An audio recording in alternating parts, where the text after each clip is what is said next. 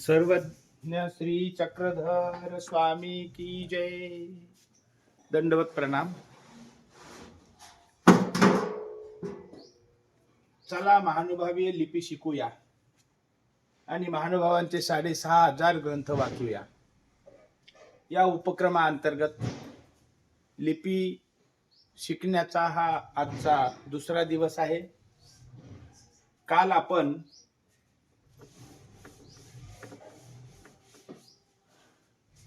ओ आ इ E हे स्वर पाहिले।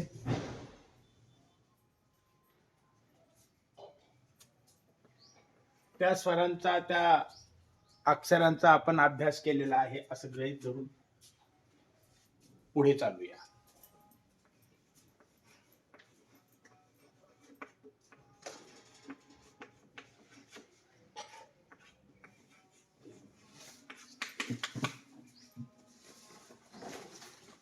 काल आपण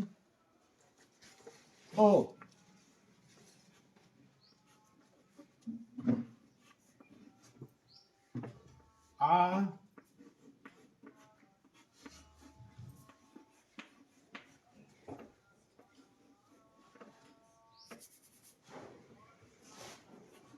ई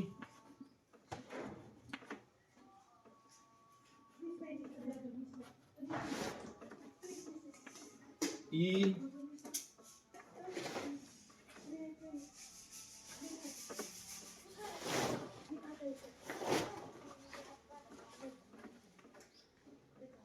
उ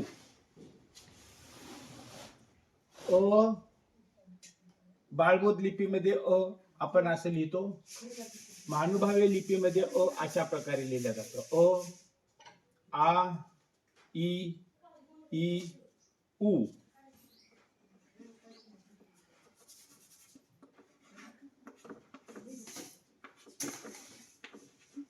उ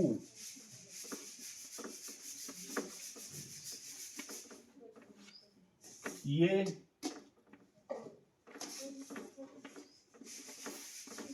ऐ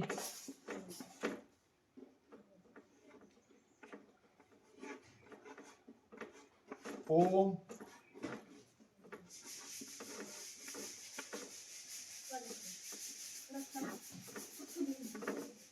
आ।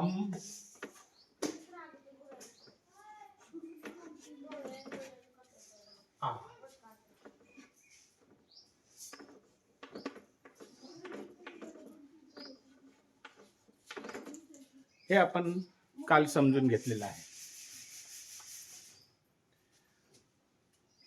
महानुभाव पंथामध्ये लिपी, भिक्षुवेश आणि वेली या 3 गोष्टीला अतिशय महत्व आहे।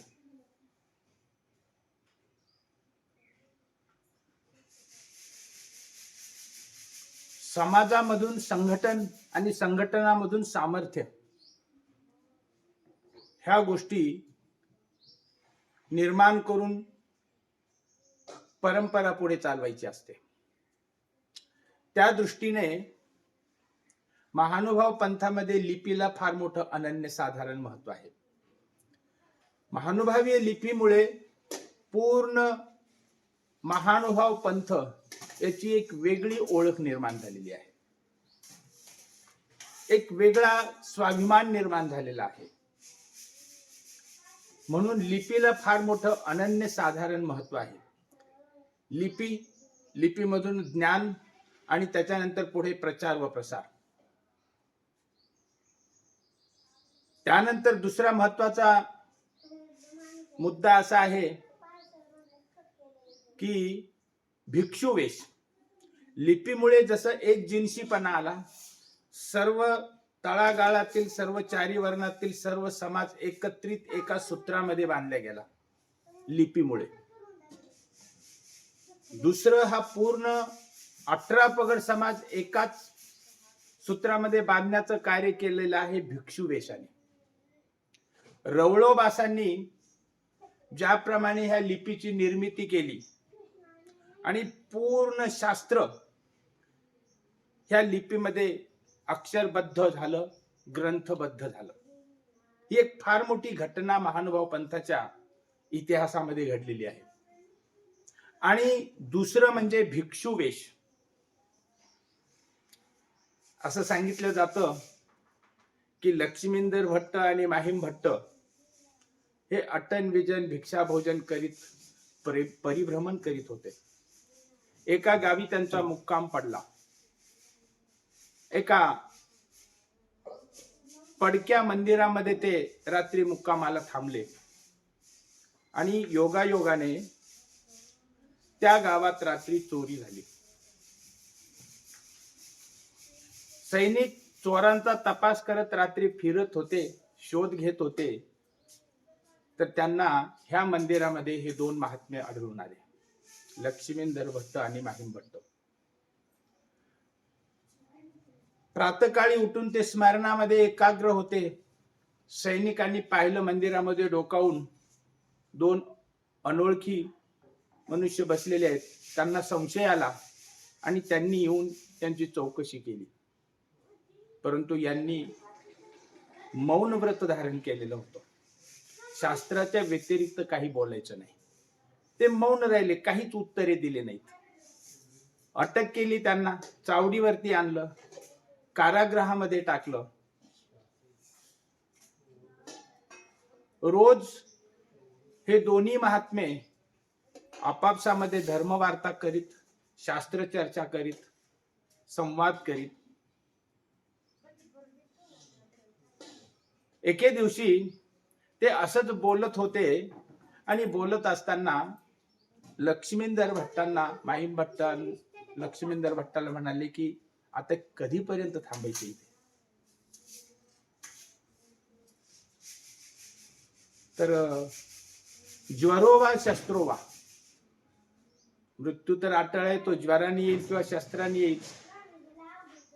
त्याचा विचार करून कशाला चिंतेत पडायचं. ज्वरो वा शस्त्रो वा हे संस्कृत वाक्य त्या कारागृहाच्या समोर पहाऱ्यावरती असलेल्या त्या शिपायांनी ऐकलं. आश्चर्य वाटलं त्याला की ज्वरो वा शस्त्रो वा म्हणजे हे चोर कोणी सामान्य नाही दिसत. हे कोणीतरी मोठे महान आत्मे आहेत, विद्वान आहेत, असं त्यांनी मनात विचार केला. आणि तो अधिकाऱ्यांकडे धावत आला आणि म्हणाला की ते चोर आहेत, ते फार मोठे विलक्षण आहेत, ते संस्कृत बोलतायत.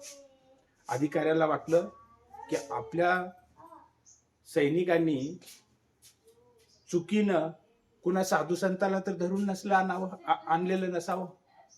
साधू संताला धरून आणलेलं असेल, चोर कुठे संस्कृत बोलतायत का? चोरांना संस्कृत थोडीच अवगत आहे. हे निश्चितच कोणीतरी महात्मे आहेत आणि आपल्या शिपायांनी चुकीनं महात्म्यांनाच अटक केलेली आहे, असा विचार करून तो अधिकारी तिथे आला आणि त्यांनी त्यांना मुक्त केलं. त्यांना मौन होतं. लक्ष्मींदर भट्ट माहीम भट्टांना ते मौन असं होतं. सर्वज्ञ श्री चक्रधर प्रभूंनी सांगितलेलं आहे, अन्य वार्तेपशी वर निद्रा चांग, अन्य वार्ता करायची नाही.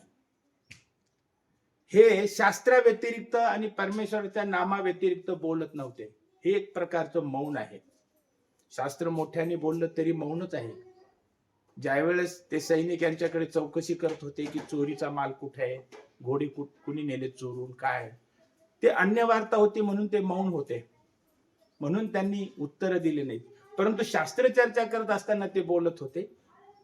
म्हणजे त्यांचं अशा प्रकारचं मौन होतं की शास्त्राच्या व्यतिरिक्त बोलायचं नाही. जे काही बोलायचं ते शास्त्राचंच बोलायचं, जे काही ऐकायचं ते शास्त्राचंच ऐकायचं. हे एक वेगळं मौन आहे. मोठ्याने शास्त्र जरी उच्चारण केलं तरी ते मौनच आहे. आणि अन्य वार्ता म्हणजे मौनाचा भंग आहे. अशा प्रकारे त्यांनी ती घटना घडली. ते ज्यावेळेस आचार्य नागदेवाचार्यांकडे आले त्यावेळेस त्यांनी हे सर्व इत्थंभूत घटना सांगितली. असं आम्हाला चोर समजून पकडण्यात आलं होतं, आम्हाला कारागृहामध्ये टाकलं, आम्ही बोललो नाही कारण ते अन्य वार्ता होती.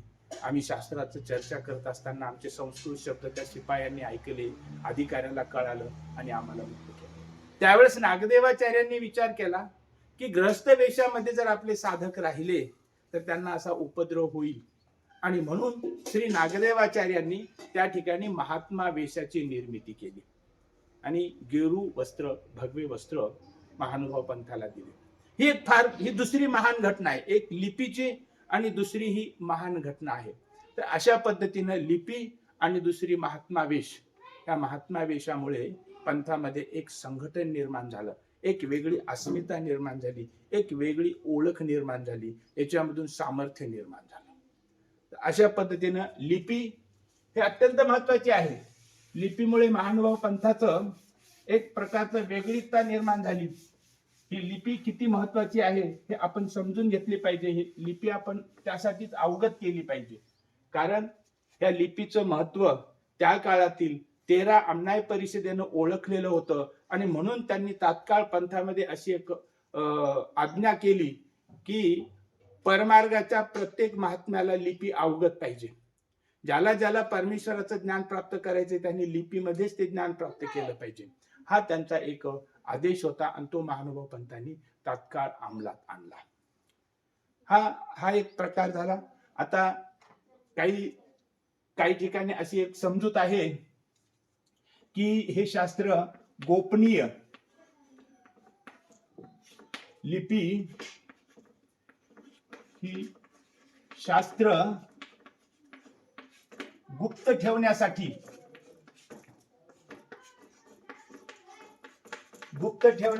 निर्मिली गेली अशी एक समजूत महानुभाव पंथामध्ये आहे. परंतु ती समजूत तेवढी काही खरी नाही. कारण लिपीमध्ये शास्त्र गोपनीय राहील, कारण शास्त्र गोपनीय ठेवण्यासाठी नाहीच. महानुभाव पंथामध्ये हे शास्त्र इतरांना सांगण्यामध्ये किती मोठं परलाभ होतो याच्याबद्दल सांगितलेलं आहे की आवर धर्मापासून काढून परधर्मी लावे. आवर धर्मामध्ये देवता भक्ती मार्गामध्ये जे जीव आहेत त्यांना परमेश्वर ज्ञानाचं देवता भक्ती त्यागून त्यांना परमेश्वर धर्माला लावणं ही फार मोठी गोष्ट आहे, फार मोठं लाभ आहे. परमेश्वर अशा जीवाला प्रेम देतात जे ईश्वर धर्माला लावतात त्यांना. म्हणजे शास्त्र गोपनीय ठेवण्याचा प्रयत्न कसा झालेला असावा. हे सत्य आहे की भगवद्गीतेमध्ये भगवान श्रीकृष्णांनी सांगितलेलं आहे, इदम ते ना तपस्काय ना भक्ताय कदाचन नचा शुश्रूषवे वाच्यम नचमाम योभ्य सुयती. जो तपस्वी नाही, ज्याच्या मनात श्रद्धा नाही, ज्याला भक्ती नाही, त्याला हे शास्त्र सांगू नये. मग सांगू नये म्हणून ते गुप्त ठेवावं का? तर कोणीही असो, अन्य असेल, देवता भक्ती मार्गामध्ये रत असेल, सप्त व्यसनी असेल आणि त्याला जर त्या सगळ्या गोष्टीचा उबग आला आणि तो परमेश्वर धर्माला शरण आला तर त्याला सरळ हे शास्त्र सांगावं आणि ते गुप्त न ठेवता सांगावं. आणि म्हणून हे शास्त्र ह्या महाराष्ट्रामध्ये त्या काळामध्ये फार मोठ्या स्वरूपामध्ये याचा प्रचार आणि प्रसार झालेला आहे. आपण उपदेश देतो, हा उपदेशी मनुष्याला देत नाही तर अन्य माणसालाच उपदेश देतो. महानुभाव पंथामध्ये गुरुमंत्र देण्याची प्रथा आहे. एखादा जर खाणारा पिणारा असेल, सप्तव्यसनी असेल आणि देवता भक्ती करणारा असेल आणि तो जर समोर येऊन बसला आणि म्हणाला मला उपदेश द्या, तो अन्य आहे, देवता भक्ती मार्गामधला आहे, सप्तव्यसनी आहे, हे सर्व आपल्याला दिसत आहे, तरी पण तो म्हणतोय की मला उपदेश द्या, तर त्याला सरळ 5 नाम सांगावेत आणि त्याच्यानंतर पूर्ण ब्रह्मविद्या त्याला सांगावी. कारण त्याचा अधिकार आहे, म्हणूनच तो इथे आलेला आहे. म्हणून गोपनीय वगैरे यासाठी हे लिपी निर्माण झालेली नव्हती. तर ह्या लिपीचा मुख्य उद्देश असा होता की परमेश्वराची पवित्र वाणी अशा स्वच्छ, निर्मळ आणि पवित्र अशा लिपीमध्ये बद्ध करणं ही त्याच्या पाठीमागची भावना होती. जे शास्त्र, जी लिपी या महाराष्ट्रामध्ये हजारो लोक वाचत होते त्याला गुप्त कशी म्हणलं जाईल? कोणतीही लिपी गुप्तच असते.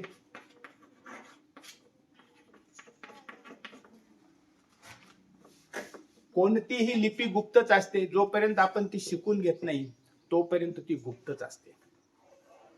एखादा मराठी भाषेमध्ये पीएचडी केलेला असेल आणि अशा पीएचडी झालेल्या विद्वान माणसाच्या समोर जर मल्याळी भाषेमधला जर वृत्तपत्र आणून त्याच्या समोर ठेवलं आणि त्याला वाचायला सांगितलं तर तो वाचू शकणार नाही. कारण त्याच्यासाठी ती लिपी गुप्त आहे. जेव्हा तो ती मल्याळी मल्याळम लिपी ज्यावेळेस तो शिकून घेईल, समजून घेईल, अवगत करून घेईल, त्यावेळेस त्याच्यासाठी ती ओपन आहे. एखादा कन्नड भाषेमधला विद्वान असेल, पीएचडी झालेला असेल आणि त्याच्या समोर जर मराठी वृत्तपत्र नेऊन ठेवलं आणि त्याला सांगितलं वाच, तर तो वाचू शकणार नाही. त्याच्यासाठी ती गुप्त लिपी आहे. ही बाळबोध मराठी लिपी त्याच्यासाठी गुप्त लिपी आहे. प्रयत्न करून तो अ आ इ ई बाराखड्या शिकून घेईल आणि ती भाषा अवगत करून घेईल, त्यावेळेस तो मराठी शिकेल. या जगातली प्रत्येक लिपी ही गुप्तच आहे. इंग्रजी लिपी सुद्धा गुप्तच आहे. मराठी लिपी निरक्षरासाठी गुप्त आहे. प्रत्येक लिपी गुप्त असते. ज्यावेळेस ते आपण अवगत करून घेतो, त्यावेळेस ती आपल्याला परिचयाची होती. म्हणून महानुभावीय लिपीला गुप्त लिपी असं म्हणणं मला तितकंस योग्य वाटत नाही. कारण ही लिपी हजारो लोक वाचत होते. मिलिटरीमध्ये, लष्करांमध्ये एक नियम आहे, कुठलाही कोडवर्ड, सांकेतिक गुप्त त्यांच्यामध्ये आकडे असतात, कोडवर्ड असतो, दर 6 महिन्यांनी ते बदलत असतात. कारण 6 महिन्यानंतर ती सार्वत्रिक होऊ शकते. षटकर्णी एखादी गोष्ट 4 कर्णापासून 6 कर्णामध्ये, म्हणजे दोघांमध्ये असलेली गोष्ट तिसऱ्यांपर्यंत पोहोचते, षटकर्णी होते एखादी गोष्ट, त्यावेळेस त्याला काय म्हणतो आपण, ती गोष्ट फुटली, म्हणजे तिची गोपनीयता संपली.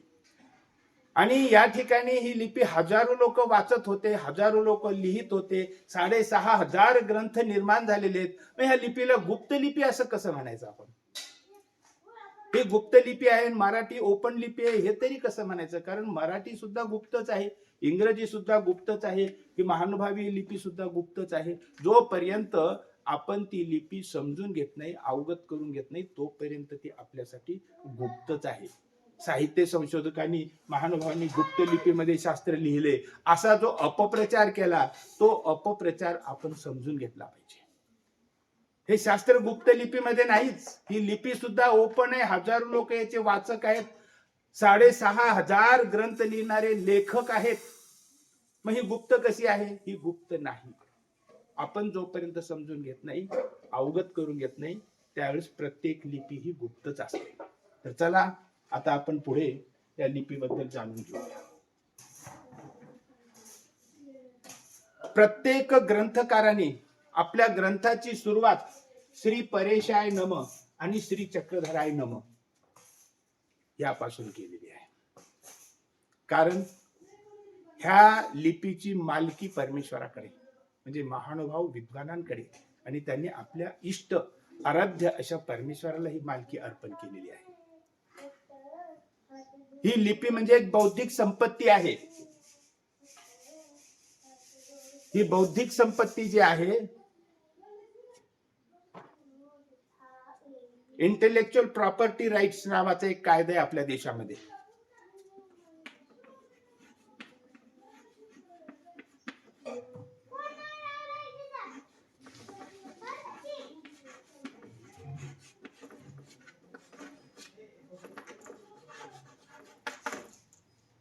त्याला IPR असं म्हणलं जातं.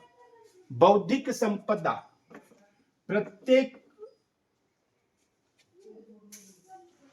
ग्रंथ ही बौद्धिक संपदा आहे.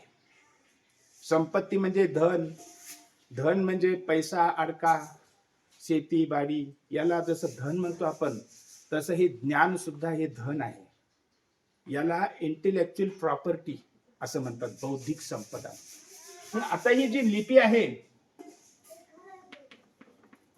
ही लिपी सुद्धा बौद्धिक संपदा आहे.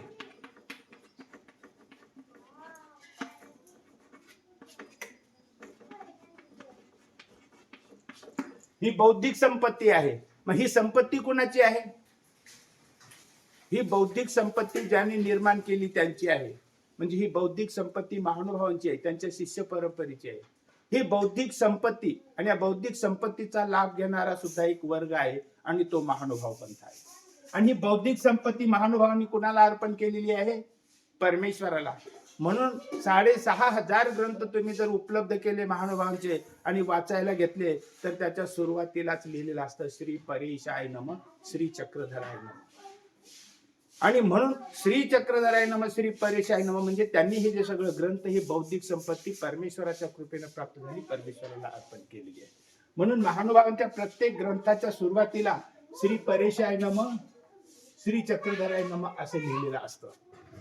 ही महानुभावांची बौद्धिक संपत्ती आहे, इंटेलेक्च्युअल प्रॉपर्टी. आज जगामध्ये आपण पाहिलं साहित्य, कला, संगीत हे मालमत्ता आहे. हे ज्यांनी निर्माण केलेलं आहे त्याला त्याचा लाभ मिळत असतो. कॉपीराईट ऍक्ट म्हणून कायदा आहे आपल्याकडे देशामध्ये. एखाद्याने जर लेख लिहिला तर त्या लेखाचं मानधन त्या लेखकाला प्राप्त होतं. एखाद्याने जर गीत गायन केलं तर त्या गीताचं मानधन त्या गायकाला मिळत असतं, कारण ती त्याची काय आहे, बौद्धिक संपत्ती आहे, इंटेलेक्च्युअल प्रॉपर्टी आहे. तसं ही लिपी महानुभावांची बौद्धिक संपत्ती आहे. आता लिपी, महानुभावीय लिपी मधल्या जेवढ्या ग्रंथाचा सुरुवात होते ते श्री परेशाय नमः श्री चक्रधराय नमः. आणि श्री चक्रधर स्वामी हे सकळ जीवाते उद्धरती, सर्व जीवांचा उद्धार करणारे असल्यामुळं इथे भेदाभेद कुठलाच नाही. सर्व वर्णाचे, चारही वर्णाचे, स्त्री पुरुष 18 पगड जाती सगळ्यांना मुक्त द्वार, सगळ्यांना अधिकार दिलेला असल्यामुळे हे लिपी आणि हे महानुभावांचं शास्त्र सर्व समाजासाठी उघड आणि ओपन होतं. हा एक मुद्दा. दुसरं, बाळबोध लिपी. बाळबोध लिपी आपण ज्या वेळेस पाहतो किंवा संस्कृत ज्या वेळेस पाहतो त्यावेळेस त्या बाळबोध लिपीतील ग्रंथांची सुरुवात देवतेच्या नावाने केलेली आपल्याला आढळते. श्री गणेश किंवा सरस्वती वंदनाने केलेली आढळते. कुठल्याही बाळबोध लिपीतील ग्रंथ किंवा संस्कृत ग्रंथ या ग्रंथाचा प्रारंभ गणेश या देवतेपासून किंवा सरस्वती या देवतेपासून केलेला आढळतो. आणि ही सरस्वती देवता, ही गणेश देवता, ही वर्ण व्यवस्था, हे ब्राह्मण्य म्हणजे वेद वगैरे त्रैगुण्य विषया वेदा निस्त्रे गुण्यो भवार्जुन म्हणून ती बौद्धिक संपत्ती त्या देवतेला अर्पण केलेली असते. म्हणून त्यांचं वंदन करून त्या ठिकाणचा ग्रंथाचा आरंभ केलेला आढळतो. परंतु आपल्या या लिपीचा आरंभ श्री परेशाय नमः श्री चक्रधराय नमः अशा पद्धतीने केलेला आढळतो. कारण ही एक बौद्धिक संपत्ती आहे. ब्रह्मविद्या ही परमेश्वराची कन्या आहे आणि परमेश्वराने ही कन्या, ही ब्रह्मविद्या परमेश्वराने जीवाला, अधिकारी जीवांना बहाल केलेली आहे. परमेश्वराने ही ब्रह्मविद्या जीवाच्या उद्धारासाठी निरूपण केलेली आहे. ही संपत्ती जीवाला दिलेली आहे. ज्ञान ही संपत्ती आहे. नाही ज्ञानेन सदृशम पवित्रम मिह विद्यते. या ज्ञाना इतकी पवित्र वस्तू या जगात दुसरी कोणती नाही. आणि अशा ह्या ज्ञानाची बौद्धिक संपत्तीची मालकी ही ज्ञानी आहे आणि पर्यायाने त्यांनी श्री चक्रधर प्रभूंना अर्पण केलेली आहे. म्हणून श्री चक्रधराय नमः श्री परेशाय नमः ग्रंथाच्या आरंभाला लिहिलेला आपल्याला आढळतो. तर आता चला आपण पुढे पाहूया. काल आपण अ आ इ ई हे शिकलो. आता आज आपण क ख ग घ क क ला महानुभावीय लिपीमध्ये असं लिहितात. ख ख ग ग घ घ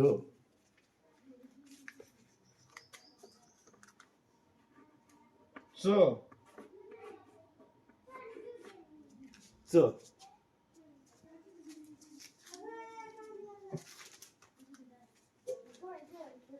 च छ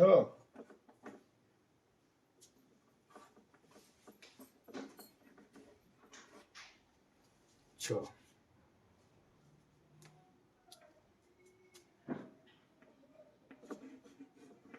ज ज झ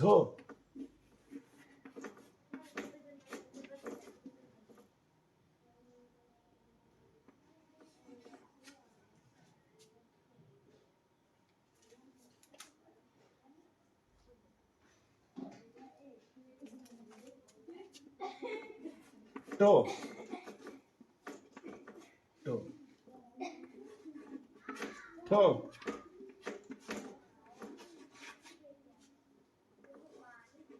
डो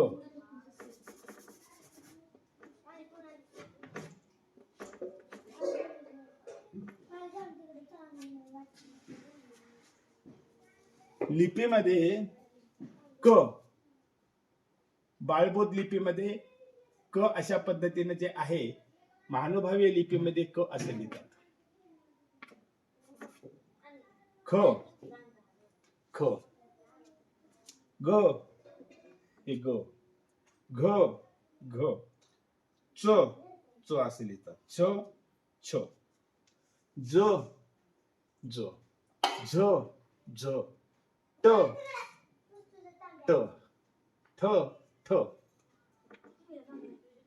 ड ड. अशा पद्धतीने आपल्याला आज एवढं शिकून घ्यायचं आहे. काल आपण अ आ इ ई हे शिकलं, आज हे आपण आपल्याला शिकून घ्यायचं आहे. आपल्या महाराष्ट्रामध्ये साक्षरतेचा प्रसार करण्यासाठी प्रौढ शिक्षण शाळा महाराष्ट्र सरकारने काढलेल्या होत्या आणि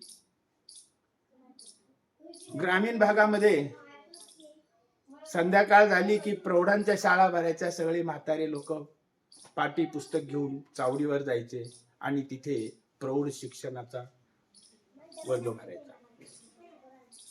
साक्षरतेचा अशा पद्धतीने महाराष्ट्रामध्ये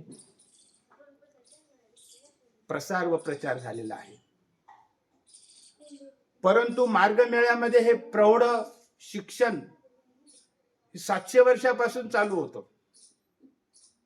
महानुभाव पंथाचे ज्ञानी अधिकरण, त्यांच्या सान्निध्यामध्ये संन्यास घेतलेले उपदेशी लोक अनुसरायचे, संन्यास घ्यायचे. 56 पर्यंत संन्यास घेतलाच पाहिजे असा महानुभाव पंथामध्ये दंडक होता.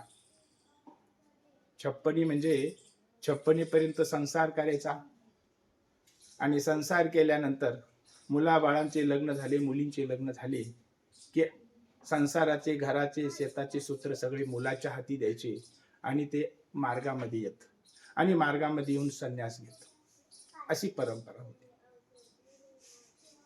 मार्गामध्ये आलेले हे काही सगळे साक्षर असतात असं नव्हतं.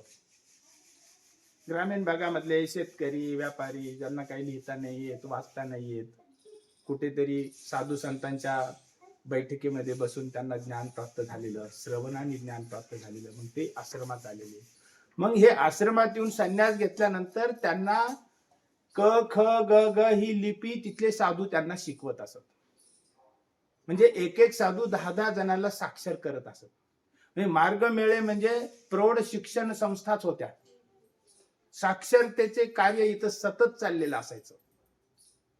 माझं सांगतो तुम्हाला, मी वयाच्या 8व्या वर्षी आश्रम मध्ये आलो. माझे देहाचे वडील यांनी मला, माझ्या भावाला, मी 6 वर्षाचं, मी 8 वर्षाचं, ते 10 वर्षाचे आश्रमात आलो. त्यांनी ते 56च्या आधी त्यांनी अनुसरण घेतलं. आम्ही लहानपणी आलो, सोबत आणलं त्यांनी. आणि नंतर आई आली. आई अंगठा बहादूर होती, लिखाणाचा गंध नव्हता. पण तिथे मार्गामध्ये संन्यास घेतल्यानंतर आईनी सगळ्यां कोणापाशी बसायचं, पोथी वाचत असत ते. मग तिलाही लळा लागला. मग कोणीतरी सांगितलं तू पण शिकून घे. मग आईने तिथं क ख ग घ शिकल्या, 12 खडी शिकली आणि ती पोथी वाचायला लागली, गीता वाचायला लागली, सूत्रपाठ वाचायला लागली, धडक पारायण करत होती. असे कितीतरी वृद्ध आश्रमामध्ये साक्षर झालेले मी पाहिलेले आहेत. आणि हे साक्षरतेचे वर्गच होते. म्हणून साक्षरता प्रसार करण्याचं हे एक मार्गमेळे केंद्र होतं. महाराष्ट्र सरकारने प्रौढ शिक्षण शाळा आत्ता काढल्या 1960, 70, 80च्या दशकामध्ये. परंतु महानुभाव पंथामध्ये पिढ्यानपिढ्यापासून समाजाला साक्षर करण्याचं प्रमाण फार मोठ्या स्वरूपामध्ये होतं. आणि म्हणूनच 6500 ग्रंथ लिहिले आणि त्याच्यासाठी हजारो वाचक सुद्धा महानुभावांनी निर्माण केले. आणि हे लिपीमध्ये लिहिले. लिपीमुळे एक संघटन निर्माण झालं, एकत्वाची भावना निर्माण झाली, एक सामर्थ्य निर्माण झालं. शास्त्राचं, ज्ञानाचं, भक्तीचा प्रसार करायचा असेल तर प्रसारासाठी सुद्धा सामर्थ्याची गरज असते. आणि हे सामर्थ्य या लिपीमधून, आणि दुसरं म्हणजे साधुवेश जे मी सांगितलं तुम्हाला, आणि तिसरी गोष्ट म्हणजे काय, वेली. वेली म्हणजे ज्या गुरुकडून आपल्याला ज्ञान प्राप्त झालं.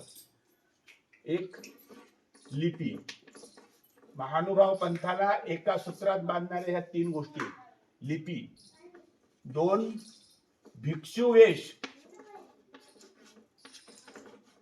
भगवा किंवा काळा, या दोन्हीपैकी कोणताही भिक्षुवेश, आणि तिसरं वेली. वेली म्हणजे ज्या गुरुकडून ज्ञान प्राप्त झालं त्यांचं नाव आपल्या नावापुढे लावणं. आपल्याला व्यवहारामध्ये माहित असेल, डॉक्टर बाबासाहेब आंबेडकर एक राष्ट्रीय पुरुष आहेत. त्यांचं आंबेडकर हे नाव त्यांच्या गुरुचं नाव आहे आणि त्यांनी स्वतःच्या नावापुढे लावलेलं आहे, भीमराव आंबेडकर. गुरुचं नाव आपल्या नावापुढे लावण्याची एक परंपरा आहे. कारण पिता 5 प्रकारचे असतात. जन्म देणारा एक पिता आहे, ज्ञान देणारा एक पिता आहे, रक्षण करणारा एक पिता आहे, उदरपोषण करणारा एक पिता आहे. अशा प्रकारचे 5 पिते आहेत. जन्म देणारा, त्याच्यानंतर ज्ञान देणारा, सांभाळ करणारा, रक्षण करणारा, आणि 5वं उदर म्हणजे भोजन देणारा. अशी 5 उदरनिर्वाह करणारा, असे 5 पिता आहेत. त्यापैकी ज्ञान देणाऱ्याला सुद्धा पिता मानून त्यांचं नाव आपल्या नावापुढे लावण्याची परंपरा महानुभाव पंथामध्ये आहे. याला वेली म्हणलेलं आहे. परमेश्वर आधी नमन तया गुरुपदा, जेने दाखविले आनंद कंदा, तो उपकार न फिटे मज कदा, देवा परमानंदा तुची फेरी. त्या परमेश्वराचं दर्शन घडविणारा हा गुरु आहे, हा पित्याच्या ठिकाणी आहे. ह्या गुरुने आपल्याला ईश्वर दाखवलेला आहे, आपल्याला दुसरा जन्म दिलेला आहे. भगवान श्रीकृष्ण गीतेत सांगतात, देव द्विज गुरु प्राज्ञ पूजनम शौचमार्जवम. द्विज म्हणजे 2दा जन्म झालेला. माता पिता आपल्याला जन्म देतात, नाव ठेवतात, आणि त्यानंतर गुरुकडे येऊन संन्यास स्वीकारल्यानंतर ते माता पित्याचं नाव बाजूला सरतं आणि गुरुचं नाव त्या ठिकाणी लावलं जातं. त्याला वेली असं म्हणतात. ही एक परंपरा आहे. आणि म्हणून महानुभाव पंथामध्ये 13 आमनाई आहेत, वेगवेगळ्या वेल्या आहेत. ज्याप्रमाणे कपाटे वेली, शेवलीकर वेली, बीडकर वेली, लासूरकर वेली, कोठी वेली, अशा वेगवेगळ्या वेली आहेत. या वेलीमधून हा महानुभाव पंथ सुसंघटित झाला. त्याच्यामुळे याच्यामध्ये एक शिस्त निर्माण झाली आणि म्हणून एक सामर्थ्य निर्माण झालं. शिस्तीमध्ये एक सामर्थ्य असतं आणि म्हणून महानुभाव पंथाला एका सूत्रात बांधणाऱ्या, अच्युत गोत्राच्या एका धाग्यामध्ये बांधणाऱ्या ह्या ज्या 3 गोष्टी आहेत ह्या महत्वाच्या आहेत. एक पहिली आहे लिपी. लिपीमुळे महानुभाव पंथ हा एक संघटित झाला. त्याच्यानंतर दुसरा आहे भिक्षुवेश आणि तिसरे आहे वेली. ह्या महत्वाच्या गोष्टी ध्यानात ठेवणं गरजेचं आहे. तर आपण आज हे शिकलेलो आहे क, ख, ग, घ, च, छ, ज, झ, त, थ, ड. तर आज आता आपण हे शिकलेलो आहेत, हे लक्षात ठेवायचं आहे. आणि आता आपण आजचा हा व्हिडिओ इथंच थांबूया. धन्यवाद.